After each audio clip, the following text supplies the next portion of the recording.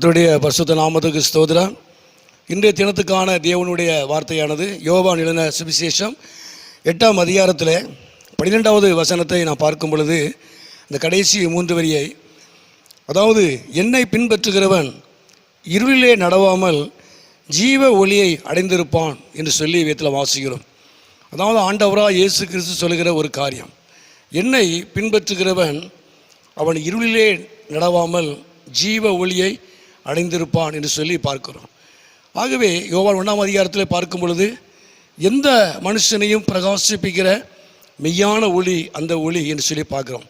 ஆகவே எந்த ஒரு மனிதனையும் பிரகாசிப்பிக்கிற ஒரு மெய்யான ஒளி, நித்திய ஒளி, ஜீவ ஒளி என்று சொல்லி பார்க்கிறோம்.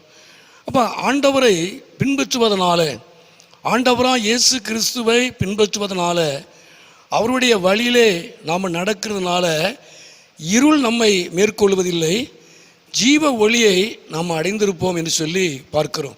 தொடர்ந்து நாம் அதே யோவான் அதிகாரத்தை, அந்த யோவான் சுவிசேஷத்தில் 10ஆம் அதிகாரம் 27-28 வாசிக்கும் போது அவர் சொல்லும்பொழுது, அதாவது அவரை பின்பற்றுவதனால நித்திய ஜீவனை அடைந்திருப்பான் என்று சொல்லி பார்க்குறோம்.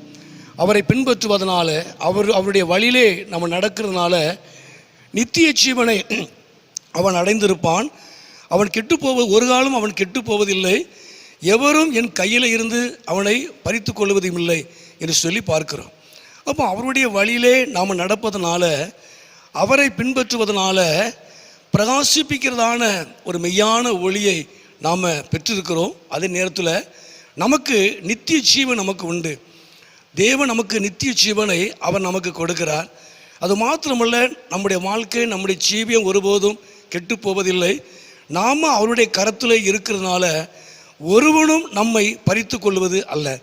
அப்போ ஆண்டவரை பின்பற்றுவதனால தேவன் இப்படிப்பட்டதான ஒரு நன்மைகளை, ஆசீர்வாதங்களை கர்த்தர் வைத்திருக்கிறார்.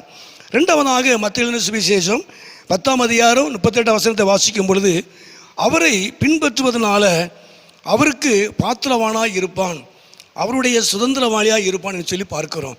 2வதாக ஆண்டவராக இயேசு கிறிஸ்துவை நாம் பின்பற்றுவதனால அவருக்கு பாத்திரவனாக சுதந்திரவாளியாக இருப்பான் என்று சொல்லி பார்க்கிறோம்.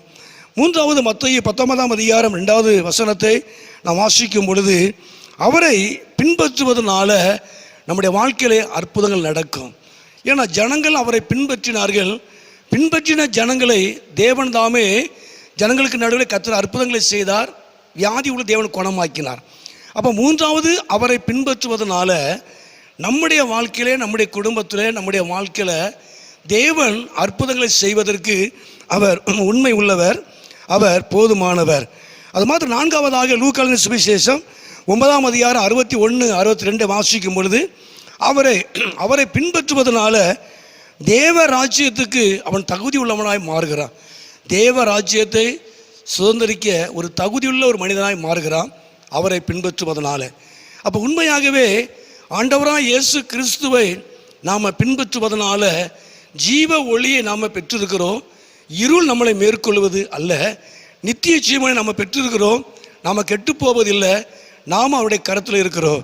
அவரை பின்பற்றுவதனால அவருக்கு பாத்திரனாக, அவருக்கு சுதந்திரவாளியாக நாம் மாறுகிறோம்.